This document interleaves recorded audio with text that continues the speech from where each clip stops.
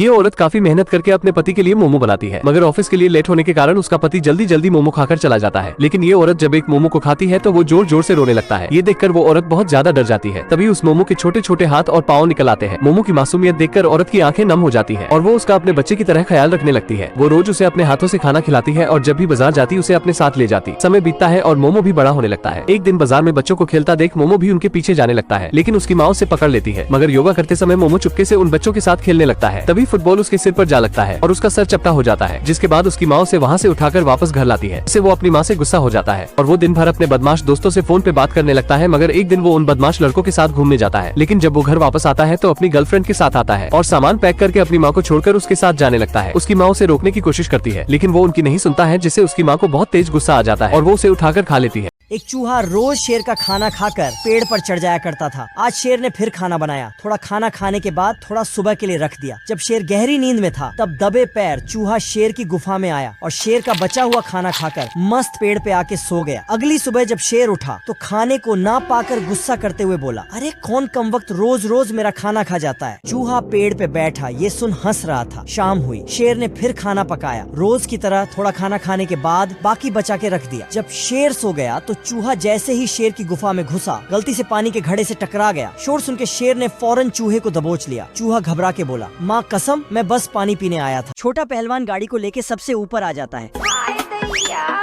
लेकिन इसे कुछ पता ही नहीं था कि ये कहाँ चल रहा है। गोल्डन फरारी नीचे गिर जाता है तो ये फुल स्पीड में नीचे उतरने लगता है और जाके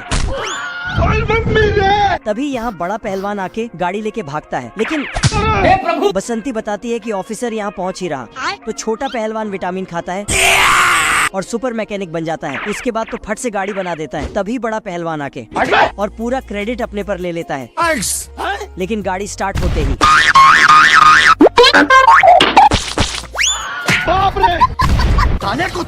फिर इसको मैकेनिक से पेंटर बना देता है। मौसम तो ऐसा लग रहा है दिल गार्डन गार्डन हो रहा है। अरे पानी के पास कबूतर, मैं पकड़ूंगी इन्हें। हमारे वहाँ मगरमच्छ है। हाँ, ये तो उड़ गए। एक गांव में एक बहुत बड़ा कबूतर घुस आता है। एक आदमी कबूतर को रस्सी से पकड़ लेता है और फिर उसे पिंजरे में बंद कर देता है। कबूतर भूख के मारे रोने लगता है।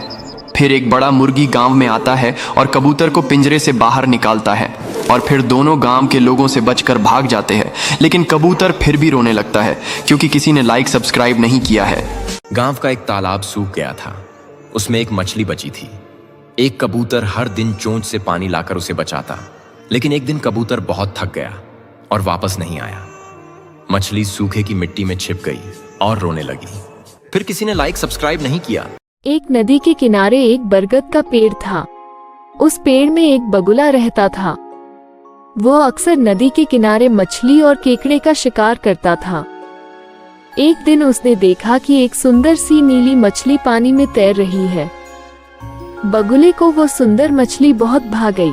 कोमल गर्मी से परेशान हो रही होती है। वह ठंडे पानी में नहाती है, फिर भी उसकी गर्मी शांत नहीं होती, तो वह गाय पर गुस्सा करती है। गाय पहाड़ पर जाती है और कोमल के लिए बर्फ से एक लहंगा बनाने लगती है। कई दिनों की कड़ी मेहनत के बाद गाय एक सुंदर सा बर्फ का लहंगा बनाकर तैयार कर देती है। कोमल लहंगा पहनकर बहुत खुश हो जाती है, लेकिन गाय रो रही होती है क्योंकि आपने अभी तक लाइक और सब्सक्राइब नहीं किया।